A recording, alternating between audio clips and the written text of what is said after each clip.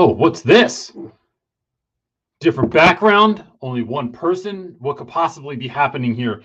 Uh, my name is CJ Bones, and this is Sunday Night Teacher Talk, and I am running solo this week because my wife has had a migraine for like the last 3 days, and that leads to a whole lot of madness in our house because I work. We both work a lot, but we both have certain jobs that we take care of, like knowing how to use the washing machine and the dishwasher. It's all very stereotypical. But I had lunch today and I ate chips and a Topo Chico, which is my new favorite beverage in the world. And I will have coffee later as my other meal. So that's how we're rolling this week. It's a little bit weird. But anyway, so my wife is not feeling well. She's been on the couch for like 2 days with this, like she gets these incredible migraines certain times of the year. And so yeah, so with that, I'm here doing this by myself. So I thought I would just like sit at my desk because like why am I gonna set everything up if I'm just gonna be all alone? I tried to talk one of my kids into doing it with me, and they were like, Dad, this is what my son says. Dad, you're not doing this to be funny. You're doing this to help people. How's that going to help anyone? Okay, fair enough. Thank you, teenager, for your honest answer. So with that, if you're new here, look, the whole idea here is to show up together. And just think about that, right? Like think about like what it means to have people, to have a group, to have a place to go to ask questions, to get answers, to get the feedback that you're longing for. And to do that in a safe environment where like no one has to know that you're even on here trying to figure this stuff out. So we're doing that with one another. If you have a question, just put it in the chat with a Q or the word question in front of it. And I will do my best to answer these in order. If I miss one, someone could kind of sort of let me know because usually my wife is figuring that part out. And then I'm doing this part. So yeah. I do the talking part. So with that, let's see. The teaching romance. Any tips on creating a lesson sequence plan? I'm struggling with coming up with topics and making them fit into 2 45-minute lessons per week for religion and 4 45-minute lessons per week for English. For me, it's how do I want to do this? There's absolutely an answer here. This is one of those questions that if I had a little bit more information, I would be able to, like, there's certain things I'm kind of wondering. So it's like, what does your curriculum say? What do, like, with religion, I mean, you can go as deep as you want going into stuff with that or not as deep. Maybe I'm thinking about connecting. So just a couple of ideas are like, one, thinking about what do our students need to learn. So my video coming out this week on Tuesday, I think it is like 3 tips when you're doing lesson plans. Because we're going to relaunch our lesson planning workshop that we did last year. We're going to like redo it and relaunch it. But it's this idea of what do I need my students to know? What's happening in the world right now that some of what I'm teaching might be able to speak to. So particularly through the lens of religion, but through the lens of English also. So I'm always connecting whatever it is that I am teaching in class to what is happening in the world to make it relevant. What are my students interested in and how can I connect that? But this is part of the reason, my reasoning for creating these rhythms in my classroom are that like where, and I've talked about this before, maybe someone hasn't heard me talk about this. I have no idea who's heard what, but one of the rhythms I have in my classroom is that every Monday we basically are doing a version of the same thing, right? There are certain, like how I start class, the first thing I transition to, the big part of the lesson on a Monday, then there's a small part, and then there's the basically people call it like an exit ticket, but there's like some kind of like final activity, right? That's like really brief and just kind of checks for understanding. Tuesday, similar thing. Start class the same way, transitions into something different than we did Monday. And so I'm creating these rhythms because what I want to do is each week have an overall picture of like, I basically know what I'm going to do, right? So I have to teach I don't know, let's say it's like it's a certain close reading activity that I'm going to teach that week, or like we're going to go a little bit deeper into like um, analyzing it text or characterization, right? So if I'm on Monday doing my journal entry, then I transition into vocab, which is always number two, but it's a different vocab. So it's a different journal entry through the week, different journal or different vocab activity that are engaging and fun and exciting all week is the second thing. Then we jump into the meat of whatever we're doing. Then we do like a student-led work activity, and then like a basic check for understanding, make sure everyone so I can kind of gauge my class. There's a version of that every day of the week. Wednesdays we do independent reading, Fridays assessments. And again, the reason I love that rhythm is I can plug anything into that. So here's what I would like to do for this. If you could send me an email, if you need more help than that, please send me an email at realrapwithreynolds@gmail.com, and just remind me that this is from Sunday Night Teacher Talk. And then if you give me like a little bit more like detail in that, I feel like I can help you a bit more potentially. So yeah, so that's what I'll leave with. Linda is asking, would you ever consider returning to teaching in the classroom? So interestingly enough, something I've never done is substitute. I did it once, like literally, I did it for like a 3-day like stint at a school for the same teacher, and I hated it so much that I just never did it again. My kids, though, their school reached out and they were like, oh man, we really need tutors. Like nobody has, or we need subs. Like no one has subs. So I went through this week the long and incredibly arduous task of doing all of the online training for everything from like what to do with bloodborne pathogens to how to give CPR, which learning how to do CPR on a computer is fascinating. It is so like all the stuff, cyberbullying, people, really awkward videos about people being sexually inappropriate at work, and they like it's like two people like texting one another, and then it gets awkward, and it's like it really was. I was like, why are you making us watch this? Just tell us what happens.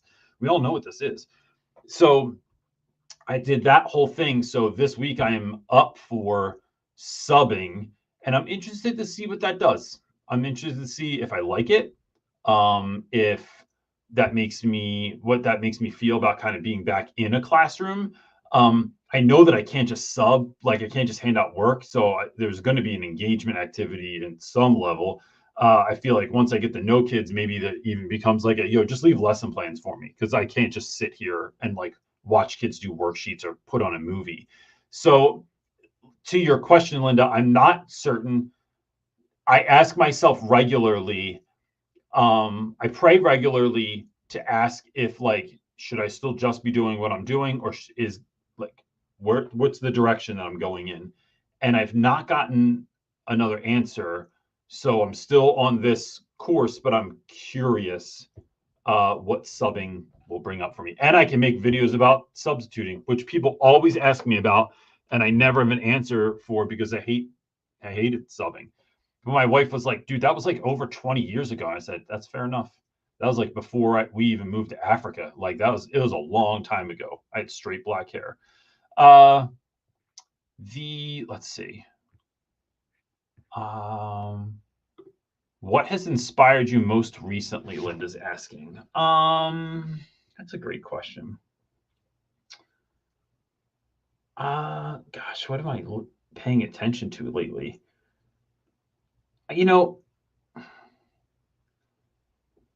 I think really in this last year, even 6 months, I mean, is watching people that paying attention to content, books, even shows of people that I'll say it like this. There's a really great poet that I love, Buddy Wakefield, and he has a book of poetry called Live for a Living. And in one of his poems, there's a line from one of his poems where he says, act like you live for a living. And it's this idea of not just, and I've talked about this before, but like not just being a good teacher, and being really good in your career, but what I want and what I hope for all of you is that you have a really great life. That the work is just what you do, but it's not who you are, and that you're this much more dynamic individual. And I need to remind myself of that.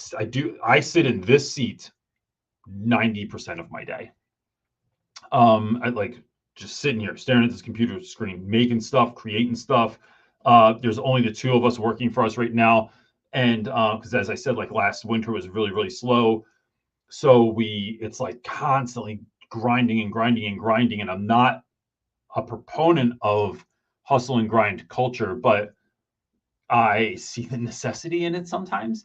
So it's really what's inspiring to me is following folks that are living a really full life. Yeah. And something I'm hoping to inspire me. I just watched something this morning on one of my favorite YouTube channels, the CBS Sunday Morning. I don't know if y'all are onto this, but it is awesome. And Ken Burns coming out with a new documentary about Leonardo da Vinci that I'm fascinated in checking out. So maybe that's some future inspiration for me. Village Teacher is asking, what made you decide on your current location in New Mexico? Did you consider other areas of New Mexico? I did not, because I bought my mother-in-law's house. So it was like, this is where it was. I'll say this though. When you buy your first house, you see there's really rose-colored glasses, because you see like, you're like, oh no, this will work. And instead of like, this is what and a lot of times you can't get like exactly what you want, right? There's concessions that you have to make. Moving to New Mexico, it just has serendipitously worked out that this house has like just about everything I could want. But I will say that there are other parts of New Mexico. So we were in Albuquerque, I think last week, or maybe 2 weeks ago, and they had the hot air balloon festival, right? Freaking like remarkable. You've probably seen pictures in a calendar or online or as a screensaver. It's like seeing the Grand Canyon. Unless you go, it just doesn't do it justice. It was remarkable. So whenever we're up in that area of New Mexico, like up towards Santa Fe, it's basically the same thing as our town, but they have mountains, and they are like gorgeous, because the sky is always so incredibly blue here because we're at such a high elevation. The clouds are always gigantic, and then they have like these mountains with the snow on top. I mean, just freaking awesome, man. So that's something that I'm glad I'm within driving distance to, but that would be something beautiful to look out on. I don't think I'd ever get used to it. It's just so gorgeous. But we're in this kind of sweet spot where we are halfway down on the eastern side of New Mexico in a border town. Texas is like 2 minutes from my house. And it allows us really interesting, like we're close to like Lubbock, Texas, and Amarillo, and Albuquerque's not too far. Santa Fe, Carlsbad Caverns, White Sands National Park. So there's all this kind of cool stuff right near us. So if I was going to move anywhere, so we've talked about like, is this our forever spot? I don't think that it is. I think I'm going to end up moving wherever my kids go after this. Lopez, thank you so much for the well wishes for my wife. I appreciate it. For those of you that came in a little bit later, my wife has a really bad migraine that she's had for about 3 days and has been on the couch, which means my kids have been eating garbage. I've been feeding them garbage for many days now, because I have zero ability to cook. Carson is asking, what's up, buddy? So I have 8 weeks left before I officially retire. Look, you're not last. I thought you were last in the school year. We're just going, wow, I want to hear about that. I'm having trouble getting motivated to do anything. Help. After Christmas break, I will still be there as a substitute. I'll tell you this, Chris. Before I left the classroom, and a lot of you might be able to, this might resonate with you with regards to like your right before summer break, spring break, Christmas break, something like that, you're getting ready to go on maternity leave, whatever it is, it can be hard to muster up what do you want to do. Before I left, it was like, what's going to make each day brighter? And that's kind of where I came from it too. So I went and bought like a whole bunch of dumb games. When I say dumb, I mean dumb games at Five Below, which is like one of the greatest stores on planet Earth. And they have dumb games where kids put on like basically a hat on their head. It's like it looks like a swimming cap, but it has Velcro on it. And they chuck balls at each other and it has to get stuck to the Velcro. We did all kinds of minute to win it games. I had kids, like I had a lot of really good conversations. I planned a couple of trips that were like short distance away from school, like things that like things like this, Chris, where I knew I didn't really feel like doing it because I was feeling so many other feelings. I didn't feel like doing it, but I knew it's how I wanted to remember going out. That I didn't just like die out at the end, that I went out with a bang. So it's thinking of and remembering that you don't have to do 1,000 things. Like you can have a great class every day, and it comes from a moment. Like either you do something great, a student says something brilliant, the kids get it, whatever. It only takes a moment to make a great day at school happen. So what could you do that would make someone laugh, someone smile, someone feel a little bit better about their day? So it's like going out like that is how I tried to think about it. And so I purchased crap and I still have a lot of it around me. I can literally see there's a thing of confetti in front of me and a thing of like those little teeth that walk across desks and googly eyes and stickers. And I just found dumb stuff to do with that. Logan is asking, how do I know when it's time to quit teaching? Standardized testing is draining my love for the profession. Now, this is a great question. I know I say that a lot, but I only say it when I mean it. There's a number of things I think here that depend. For me, it's, do I feel like this is what I'm still supposed to be doing? I do that check-in regularly. With the work that I'm doing now, I do it regularly.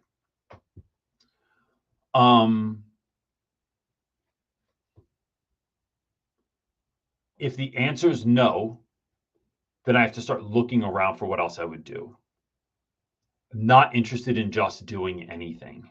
There's a lot of jobs out there that would be great and way easier and not have the stress involved and the bureaucracy and all the nonsense. Like, could literally work at Home Depot and be completely happy, right?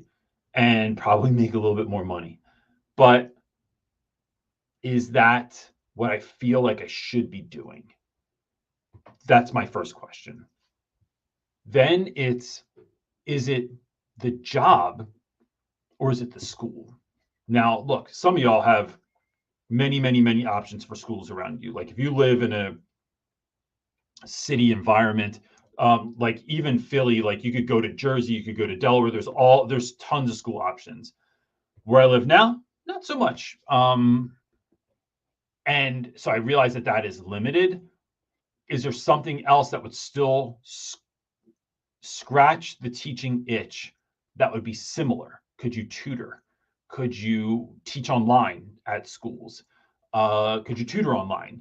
Is there something else that could do that? So I have a friend who got a job working for a pharmaceutical company, and she made all their PowerPoints, and like she basically builds out their presentations so that they're dynamic.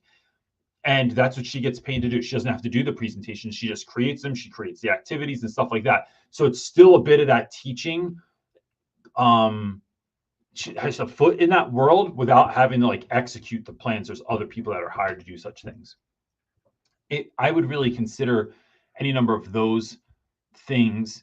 And then is there a way, like, at your best, could you figure out a way to steer the direction of what you're learning to do or having to do for standardized testing and do something more dynamic? Could you make it into something fun? Could you create something cool? And I'll just tell you that those schools are out there. As bad as my school ever got, I never felt, actually early on, the man that created and then subsequently destroyed the school, like, would tell us in meetings all the time that we do not teach to the test. I don't ever want you teaching kids how to take a test. Or like, you can teach kids like how to take a test, but like, we're not just focused on the scores. We're focused on relationships and teaching content to students. That's what we want them to. We want to get them ready for college, not tests. That is a byproduct, and that will do what it's going to do. And we always did really well on tests. I think we were number 2 in the city of Philadelphia for years on math. I know at least math and English.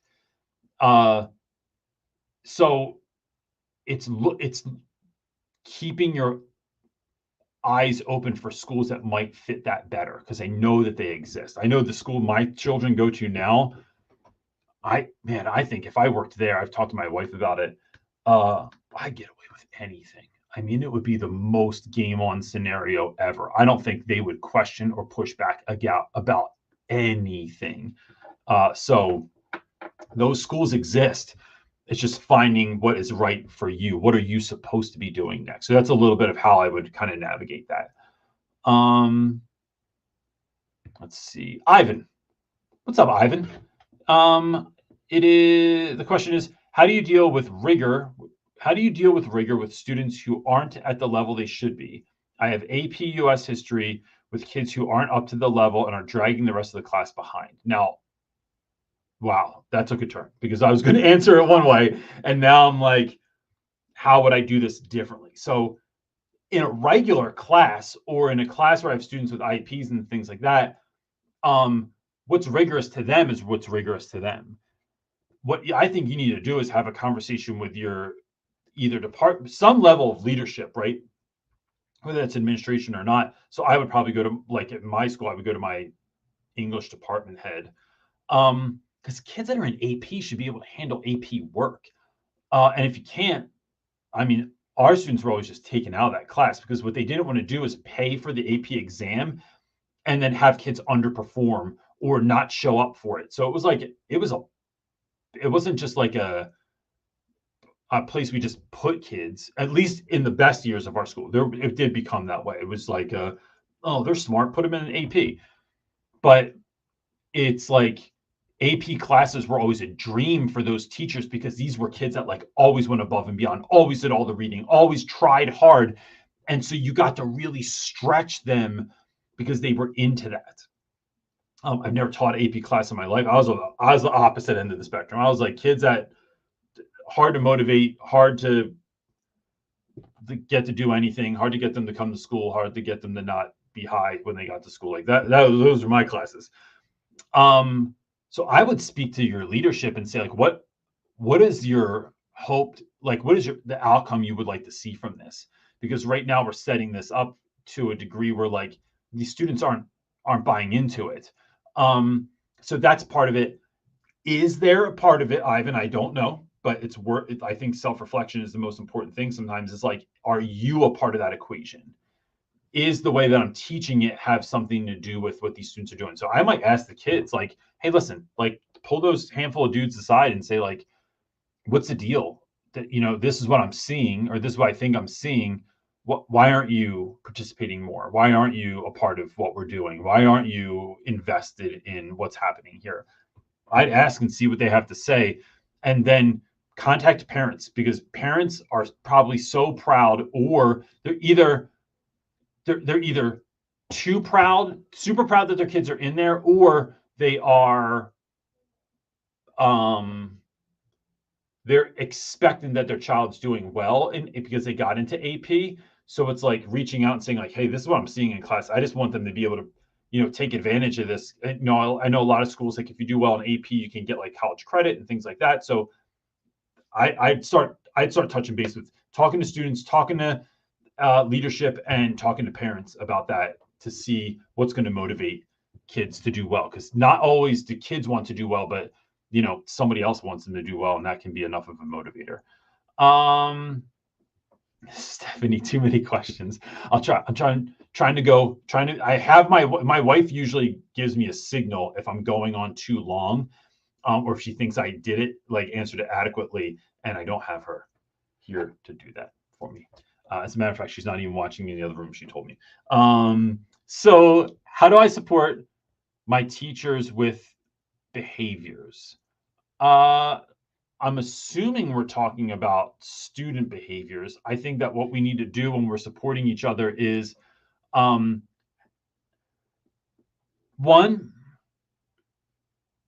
I think helping teachers figure out what to do if a kid isn't acting correctly. And look, there's all kinds of stuff that happens in my class that I just let go. I don't like there's things that kids say and do, and I go, can you chill? Like, even if someone like curses, right? And I used to get in trouble for this all the time when I'd get observed. Some kid drops the F word, right? And I'm in the middle of a lesson. Bro, can you chill? My bad, Reynolds. My bad. And then I just keep going. I don't have to like stop it. Did you just curse? All right, listen, we're not doing this in this class. And then all of a sudden now I'm writing it up and I'm calling home. It's like, no, it's already handled. Just keep pushing. It is helping teachers to realize what's a big deal, what's not, how to handle things that are a big deal, how to handle things that aren't a big deal.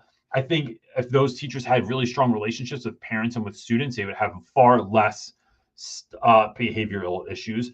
Are their classes dynamic? So do they have engaging classes that kids feel like they want to participate in? Because if they don't feel like that, they're going to just find something else that's going to amuse them for the period. So can I be more amusing than taking your pen apart? Can I be more amusing than chucking something at someone, for getting people off task?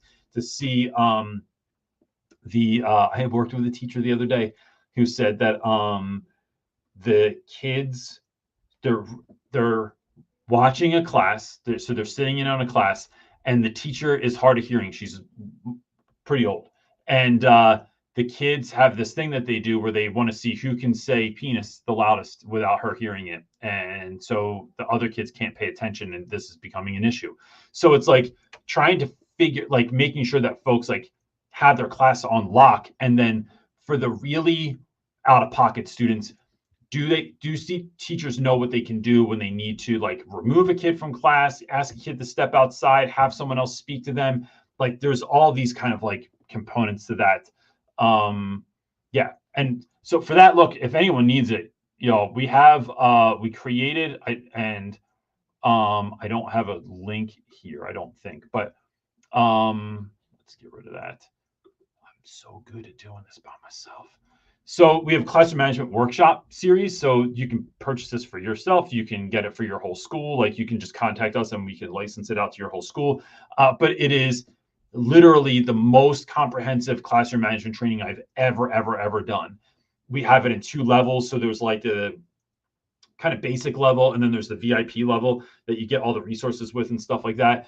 And we really worked hard on this. It's 4 parts. It's like all my policies, procedures, routines for a thing. It's building dynamic lessons. It's mistakes that I've made in the past, like egregious mistakes, and how I've kind of worked through that. It's everything it is, like I said, it's the most comprehensive thing that I've ever created. So that exists should you need it. It's there. And now how do I get this off the screen? I don't know, because I don't even know what I'm doing over here. I'm just figuring it out, because I'm like rowing with one oar and one arm. Love CBS Sunday Morning. Yes, dude, I'm telling you, it's the freaking greatest. There's so much good stuff on there. I watched one about pigeons the other day. It was remarkable. I think, Peter, are you next? I think. Oh, gosh, I really screwed it up by going to that slide. All right, there's Carson. Got that one. Spoke about Ivan's. Spoke to Rachel's. Stratego? I think that's next. I think so. All right, cool. Is this a question? I'm not sure. It doesn't say question, but I'm going to read it anyway, and then we'll move on. My undergrad program just gave me a large sum of money per year to do research in any topic in education that is my heart's desire. And it sounds like teacher burnout and motivation is a biggie. Oh, absolutely. I think teacher retention teacher retention leads to burnout and lack of motivation. I think I know that's my friend Cho just did her doctorate on that topic. Let's see. Moving along. If I miss your question, please, Carson or somebody, please let me know, because I don't want to skip people's questions, but I'm trying to do this on my own here. So Peter is asking, hey, Reynolds, personal and professional question here. Yes, as a believer in making time for yourself in this line of work, what are some things that you love to do to unwind from a long week? Quiet reading lounge for me. Oh, that sounds awesome to me. I enjoy, so it's different now. I'll say this, Peter, because where I'm living. So in Philly, it was go out to a nice restaurant. It was go out for happy hour somewhere and just like we would just like get like appetizers and like drink somewhere. It was going to some coffee spots that we really loved, my wife and I. It was going to certain parks and hiking, and especially this time of year with fall colors, me and my kids would be out regularly hiking or going to places. Now living somewhere that's so much more rural, I'll still say anywhere in nature. Nature always revitalizes me. And so here there's a couple of really great parks, like either state parks or really, really big for Philly, really small for here, parks that you can just go hiking on and be in the quiet. I'll say looking at the stars here. We don't have stars like this in Philly. Like here, you can damn near look straight ahead and like on the horizon and see stars. Like that's how dark it is. I pulled over last night. I had to drop my son's two of his homies off, and they live way out in the sticks. And me and Bro just like pulled over on the side of the road, turned off the lights to the car, and just opened the sunroof and looked up at the stars. And because it's just that spectacular. Playing music used to be a big one for me. I don't have anyone to play music where I live now, and I wish I did. I have a dream of starting a country band where we play country versions of 80s favorites, and everyone in the band wears denim, and we have two singers, and the name of the band is Double Denim. But that hasn't. I also have another band idea, but that's weirder. It's called Hey Girl, and it's our oh my god, my wife's gonna kill me. We've just played 80s love jams, and our theme is songs you may have been conceived to. And so it's playing music. I play a fair amount of video games these days with my son and his friends, and I think like just making stuff. I like making weird. Yesterday, you can't see this. I'm making a stop motion thing out of this old Fisher Price school, and I made like all these desks in it and Lego minifigs, and I'm going to make a stop motion thing. I find that just one of the things I miss from teaching is just making random crap, and whether it's signs on a stick or I don't know, all the weird rando stuff I would make either for lessons or to entertain kids. And I don't have that anymore. So like I have still props in my house. So I have this Fisher Price camera that I used to walk around school with and like take kids pictures, even though it doesn't take pictures. I miss that. So I make a lot of like random stuff that's just silly. So my wife will be like, what are you working on? I'm like, just goofing around. So usually that's on Saturdays. Saturdays I own as like my Sabbath right now. And during my Sabbath, one of the things I do is I love listening to podcasts, and I love or baseball games on the radio. And then I just build stuff, just build random crap. Classroom culture question from Peter. A small goal of mine is to create a better routine for students to do while walking in the door. Do you have a classroom screen or board directions? Yes. So I just made a short about this that's coming out, I think, this week. I don't think it came out yet. I don't know. Anyway, my students come in, and my vibe check coming in is shaking your hand at the door and stopping you for a moment. I get to check people's energy as they're coming into the room. If they're a little bit too hype, I stop and I talk to them for just a quick second. Everyone comes in, sits right down. There's somebody that hands stuff out. So I don't ever have to do anything when I'm not handing out papers when they come in. I have an assistant who's a student that hands everything out. I used to have kids go and get their own stuff from like a cubby or something, and that is just like, it just wasn't, not that it doesn't work. It wasn't as smooth as I wanted it.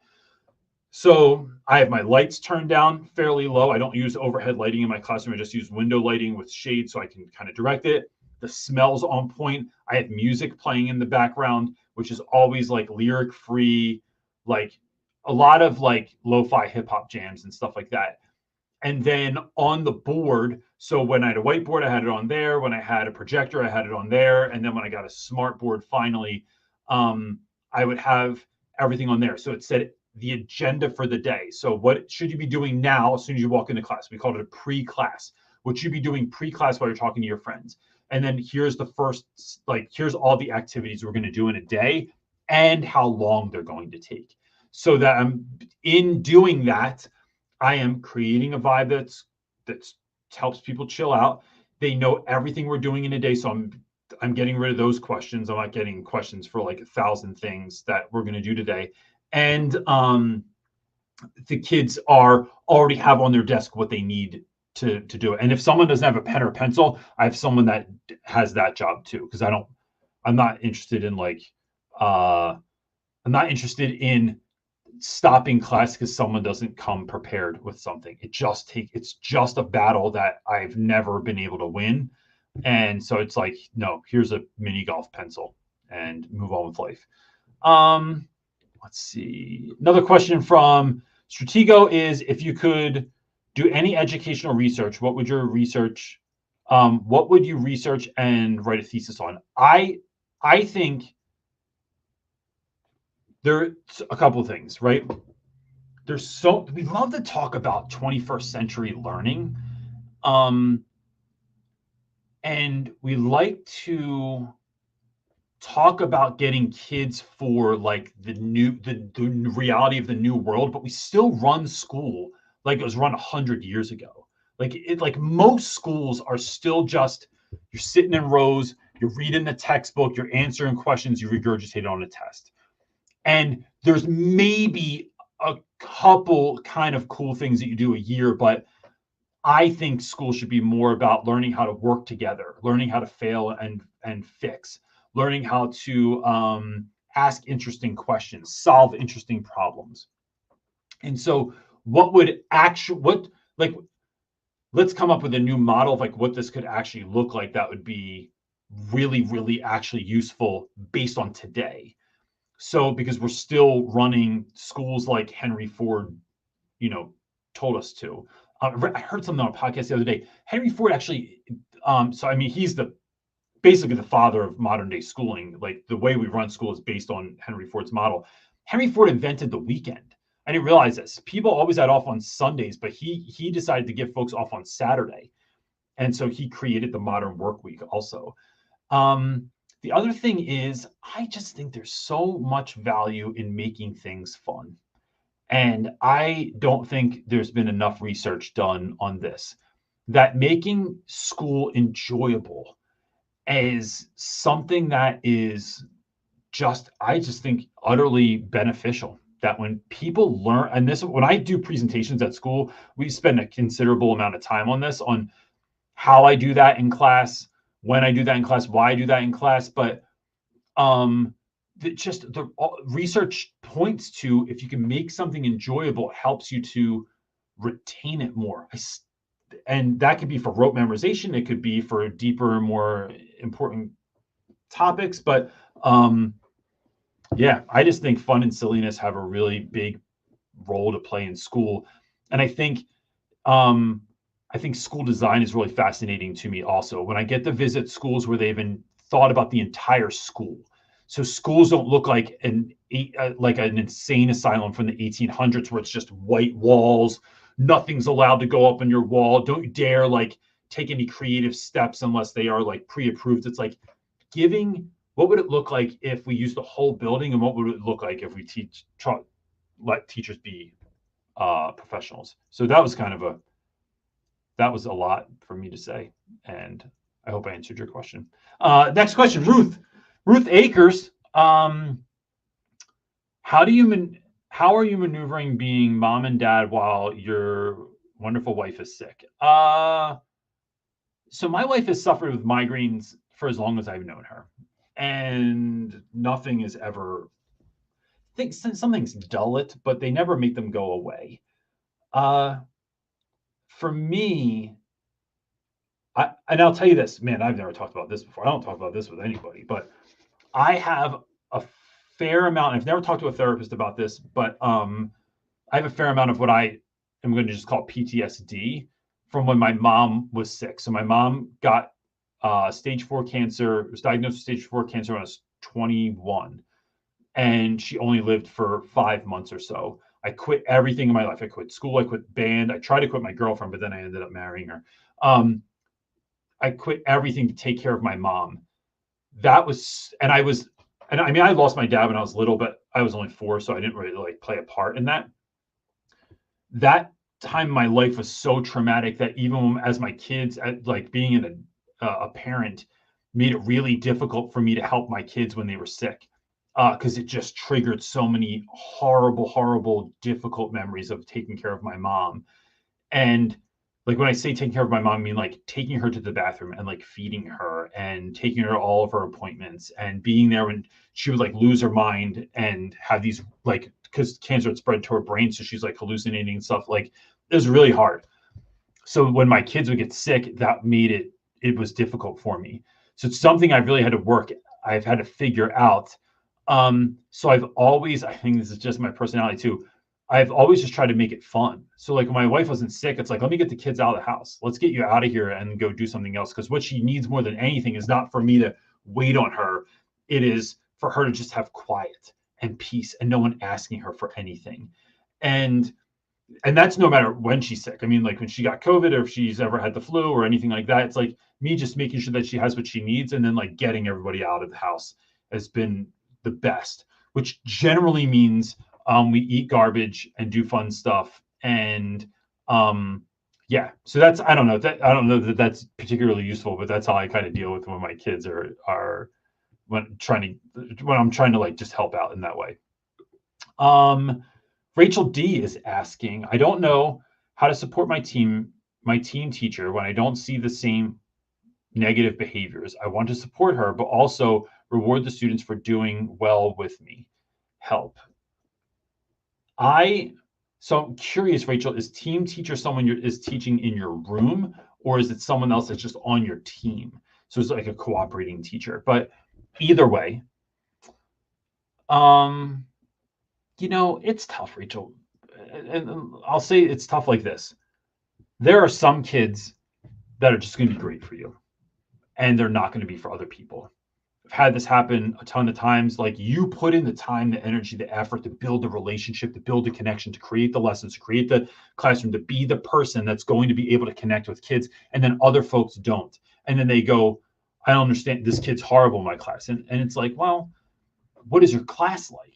So I might help them look at their class and see, is this something that is like, you're going to get a return on your investment, or is your class really boring and that's why kids are acting up? It's worth looking at.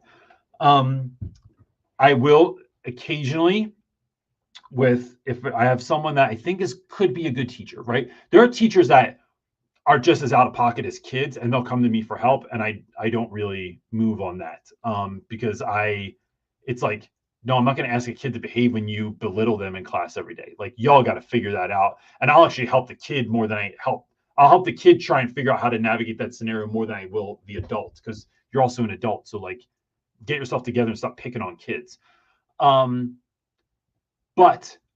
I will sometimes pull a card. Well, I'll pull a kid aside and say, listen, I know this class is boring. I know you don't like certain things that this teacher does or how they run class or whatever, but I think they have promise. You're going to push them out.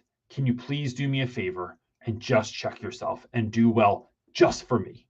And kids will do that. They'll do that favor. It's not something I do often. It's not something I tell other people to tell their students to do, but every once in a while when it's a special situation, it's like, listen, I know you're not going to behave for any other reason. And even if I had a heavy, deep and real conversation with you, you're not going to do it. Can you just do this one for me? Like, do me this solid favor, because I want this person to keep developing. I can see the greatness in them. And I used to tell my kids, we had a teacher class off factor where they'd be like, yo, Reynolds had total teacher class off moment in science today. And they would talk about what they did in science. I'm like, oh yeah, for real, that's a total moment there. So if I see someone that is like, has what it takes to be great, bro, can you just hook me up? So sometimes it's talking to students. Sometimes it's asking students like, listen, this teacher's saying that class is difficult. What's going on? Like, can you talk to me about what's going on in there? What they might be seeing, right? Maybe not even what's really happening, what they might be seeing. That's at least going to get the ball rolling. And then ultimately, I would consider sitting down with all individuals involved, with some of those students, the ones that are problematic in that teacher's eyes, and that teacher and you, to try and build out a plan. Because if we can all realize and remember that why we're here is for the students and is for kids to be successful, and not to just be right, that helps people move forward, I think. What made you move from Philly to New Mexico? Emily is asking. Hi, Emily. It was a number of things, but I've talked about this in a video and I got really dogged for it one time because I said my students, my kids, my own children were being subjected to things I didn't want them subjected to in the city. And I don't know what people, I can assume like what folks kind of thought that meant, but in the last year of our living in Philly, so we lived just outside of Philly in a place called Gloucester City. I was at the park with my kids and someone had sex, right? Like saw someone having sex at the park. Saw someone 2 different times that we'll just say something sexual was happening on the bus stop in front of my house. My son in a 6-month period found 2 different people that had OD'd on my front, one guy on my front steps, another guy across the street from my house, another guy that was on drugs ended up in my backyard one day. My daughter was putting her bike away. That sort of thing, plus the level of violence, 6 students I lost died to gun violence in my last 12 months in Philadelphia. That stuff ends up taking a toll on you. It is not why I stopped teaching, but it is definitely when the opportunity, when I'd gotten out of the classroom, when I was doing the work that I was doing, and I realized I could do it from anywhere, and the opportunity came up. I just think God created that opportunity, and we seized it, and it has been one of the best decisions I've ever made. I have not been back to Philadelphia. We've been here for a little over a year now. I've not been back yet, and not that I don't want to go back. I mean, some of that's a money thing too, but like, yeah, it's just tough. Okay, so L1N, I'm going to get to your question in a second, but Tristan, I'm going to bump you up because thank you so much for the super chat. Super chats are when folks you can donate money, so I can feed my kids and do this work. So if you do that, then your question goes right to the top. And I'm sorry, I just saw that. There's probably a thing on here I should have seen before. So so you said the question Tristan is asking is, I tried the let's talk about how a call home sounded technique and it worked very well. I want to thank you for all of your valuable. Oh, so it's on a question. Thank you very much. So what that means, Tristan, I'm going to break it down for everyone. 3-step plan. Kids are acting up in your class. First is, are you refusing to do work? Or can you get back? Like, are you doing what you need to be doing, right? They say yes or no. Second time they're off task, are you refusing to do work? And that is wait and just dead stare. Don't fill the space, right? Yes or no question. I am or am not refusing to do the work. The third time I go over and I go, all right, listen, here's what I'm seeing. Here's what that phone call or email home is going to sound like. Today, Tristan wasn't doing his work in class, and I asked them if they were refusing, and I run it down because I want the kid to hear what I'm going to say, and then I let them know, this is like a choose your own adventure. You decide how the email ends. I wanted to let you know that they got back on track and they finished the assignment, but we did have a bumpy road getting there. Or they chose not to do the assignment or walk out of class or whatever that is, right? What is that? How do you want the email to be finished? I don't want you to tell me. I want you to live it, bro. And then that's what I'm waiting for from kids. So that's how I run that down. So thank you so much for the super chat there, buddy. L1N is asking, how do you go on the offense when your principal is criticizing you constantly for actions that were suggested by members of your admin team? So the reason I'm laughing is just like, it's so absurd, right? Like, it's just sometimes school is so absurd. So to this question, to clarify for folks that don't know, I always am such a proponent of being on offense instead of defense. I never want to be on defense. Then I'm just trying to hold people back, and I don't like that. I want to score. I want to win. I think some of it is um I'm not I'm not so much a rat, but if someone from the administrative team suggested I handle something or do something a particular way, I would not, in a hasty way, say this, but I would sit down with your principal and say, listen, here's what I like, here's what I think you saw, right? Or like you could tell me what you saw. Here's what I was going for. And I'm trying this as because I was working with these members of the administrative team and they had suggested this. So I decided, like, let me give this a shot and see if this works. What would so the fact that you're chiming in and saying that I should do differently, I'm curious, how would you handle that particular situation? And then maybe you have to give them some context as to like what happened before. When someone comes at me with something, the first thing I want to do is not feel like I have to dodge it. I want to reflect it back to them. So I'm thinking of like I'm going to go full nerd on you. If I'm in Star Wars and someone is shooting lasers at me, I don't want to just get rid of those with my lightsaber or use my magical Jedi abilities to get out of the way. I want to deflect it back at them, and not as a no. So I guess in Star Wars you would kill someone that way. So I'm not trying to like destroy them with my questions, but I'm trying to reflect back and say like that's curious that you would say that. So like I'm taking it and then I'm saying, so I'm curious, how would you do this, or how would you handle this, or what would you do with this? And then look, the thing here is that a lot of times they have answers. I find that most of the time my admin didn't have an answer. I found that most time people that came at me with something, especially came out with me hard or demeaning or with a great deal of anger or almost like a disgust. It was like I would deflect it back and see that like so and what I would find is that they didn't know the answer either. That's just like what they felt like they should say, but they didn't have an answer anyway. Um and that's how I would try it first. Or go back to that administrative team that was you were working with before and say, look, I tried this, and depending on your connection with them, I got in trouble for it, or I got the principal came and had to speak to me about it, right? So like we got to figure out something else because that's not working. Don't I think the bottom line here is just because someone puts crap on your plate doesn't mean you have to eat it, right? Serve it back to them, push back, ask questions, be curious. Don't just just because they're getting paid more than you doesn't mean they're better than you, but they might know something that you don't. So I am almost forcing partnership on people when they come at me with this stuff. And folks, I'll tell you what, that makes people think twice about pushing, like just saying stuff to you, because they're not just going to say something and drop the mic. I'm going to pick the mic back up and say something else back because I want to get better and I need to treat you how to teach.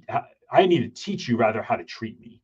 And when you push back, people they think twice before they come and ask you stuff or push back or even just mean. I live in Pecos, New Mexico for 9 years, but currently live in Silver City. I've not been out that way yet, but my dream would be to travel around this summer. We have a whole bunch of a list of places to go check out all over New Mexico. Okay, Tony is asking, how do I balance treating my 16 to 18-year-old business studies students like adults when the adults they are becoming versus still maintaining class discipline with the few that aren't ready to stop being children? I think one is the conversation. So it's because, the funny part is when we use that word adult, Tony, because I'm going to say, y'all know, you see people clowning around when you're in like a staff meeting. Folks are just on their phone, not paying attention, not taking care of their professional responsibilities. And it's like, y'all are adults. And if your students were doing this, you would get aggravated. But I think it's, having conversations with the whole class potentially and saying like, look, y'all, this is what I'm seeing. So like, I want to treat you like you're adults, but I can only do that. Like I can't do to some and not to everyone for everything. Right. So here's what I'm seeing. Can we just hold a mirror up to this for a second? Like, is anyone else seeing this? And what should we do about it? Because it just is making class suck, and it's making so we can't do these things. And I want to do like fun, engaging, out of the out of the ordinary lessons, but we can't really do that when everyone's acting. When I got dudes, not even everyone, when dudes are acting a fool. And then what is the responsibility? And I talk about this too. What's the responsibility of the students that are behaving in those moments? Because if someone's screwing around and y'all are laughing at it, that's not just a me thing to fix, right? You're letting them know that this is acceptable. You're letting them know this is okay or that it's funny.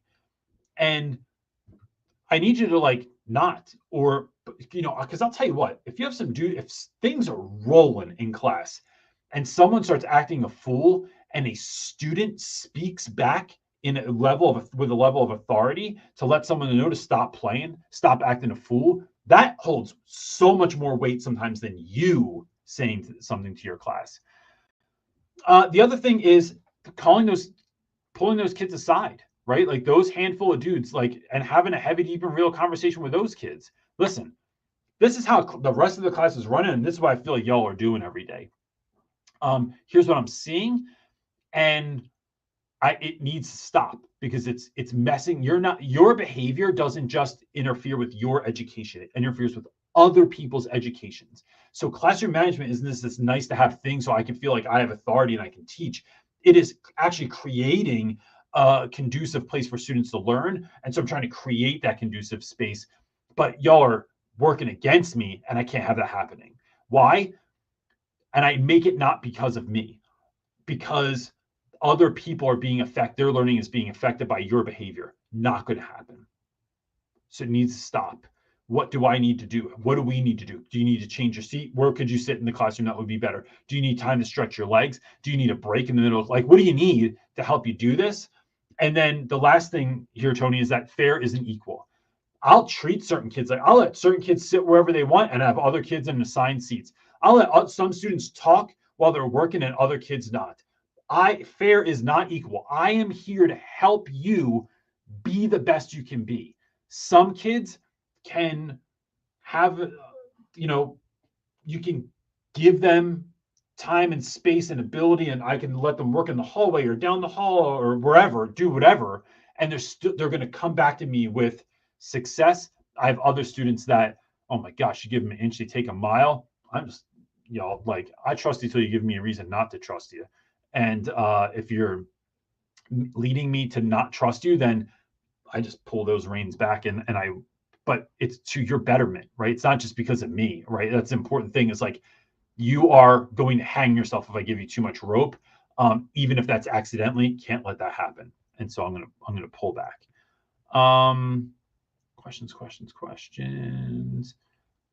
Just got that one. Ruth. All right.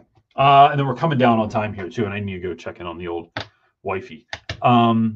I don't think I've ever called my wife wifey like in my life. That was weird. Ruth is asking, I will be presenting at PD this week about the value of good pedagogy. These are trades, carpentry, auto, cosmetology teachers. What can I show them? How can I show them the value added for students? Presenting this week, good pedagogy. That's a good question. In my experience, leading professional development meetings all over the country and online to people all over the world, is no one wants, I feel like there's less ROI when I share what theoretically would work.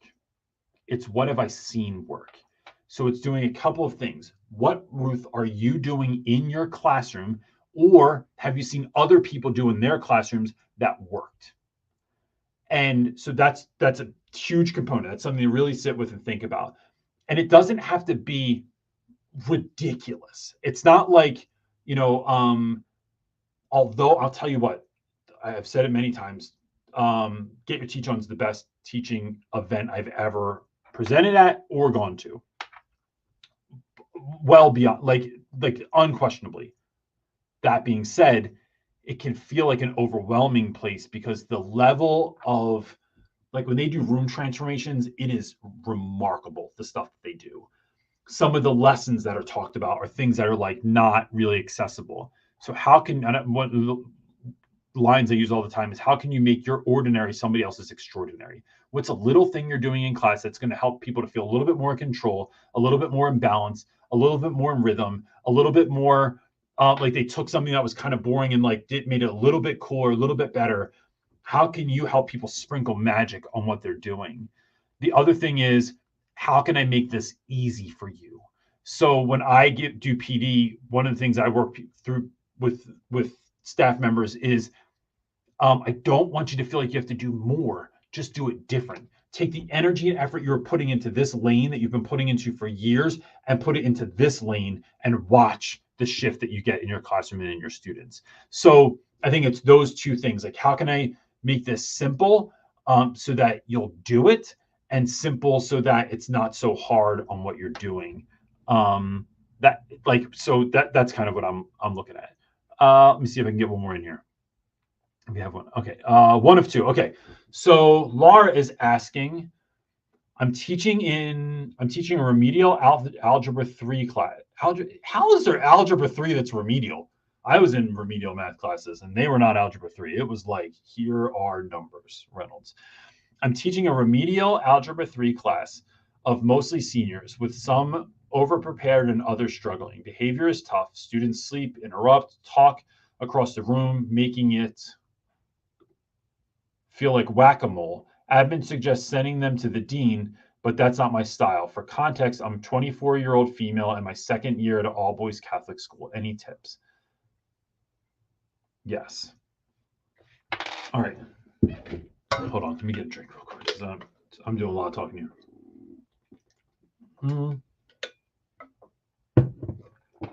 So, one, Laura, I would say you need to consider why you're not sending kids to the dean. One, I'm talking about 3 components. Because it is not my style to send students away just to have someone else deal with what I'm doing, right? I don't want to outsource that work. However, sometimes when you're playing whack-a-mole, if you had 2 less moles to whack, right? We're going deep into this metaphor. It makes you can do other things easier. It becomes infinitely more easy to do. 2, sending someone out. Now, whether your dean does this or not, this is how I would roll it. I am following up with the dean. I am following up with the student. And at best, I'm sitting down with the student and the dean at some point, even if it's after school, for 10 minutes to follow up. Hey, listen, this is why I sent you out today, because, I can't do all that I need to do and remediate kids when you're doing what you're doing. We need to figure out a plan for that. So that's 1. 2, contacting home. My guess is if your students are going to a Catholic school, parents are paying for that. They're paying for these kids to get educated, and they want to be in the know. So they're literally investing their money, not just their time, their money into getting their kids educated. And so you need to produce a result. And so how can we do that? One of the ways I do that is by creating reflection sheets. I recently had a video that has a link underneath. I would pull the link up now, but that's usually my wife knows where all that stuff is, and I don't know how to do that on here. But there's a Friday reflection sheet or a student reflection sheet that I do that is I give it away for free, but it's a form kids can fill out each week where you're putting what we learned this week, what your name is, what we learned, what your current grade is, and list all the assignments that are missing. Those students then have to take that home and get it signed if they are failing my class. If they're not failing, they don't have to bring it back, but they have to sign it, get it signed, and bring it back. If not, I call home. What I want is to be in constant communication with students. I need, at this point, when you're dealing with kids that are seniors, I think you said, we're too close to the finish line for you to peter out right now. So I'm going to use deans. I'm going to use parents. I'm going to use a little bit like younger student tactics, like having these reflection sheets signed. I'll do whatever I got to do because my goal is you winning. The end. So if education's only ever about students, I'm ready to do anything I have to do to help you win, because it's not about you liking me. It's about future you thanking me. And so that's part of it, of that solution. The other thing is, look, I think it's you, when you got kids sleeping and stuff like that, right? You said like behavior is tough, kids sleeping, interrupting, talking across the room. It is because there's a lack of belief that what we're doing here actually matters now or ever. And so when I can break it down for kids that like, look, so it's figuring out, Laura, what happens if they don't pass your class? If you don't pass, let me break this down for y'all. This is literally conversation. Let me break this down for y'all. If you don't pass my class, this is what's going to happen, right? So maybe if you don't pass algebra, do you fail? And then will you not go on to graduation? And what happens if you don't go on to graduation? So I would talk to my students, and this was because of the demographic I taught, was that, so my school was, my career was about 99%. So West Philly, 99% Black, all males. And I'd break down for my kids. Black males have the lowest graduation rate of anybody in the country, right? Any demographic in the entire United States of America.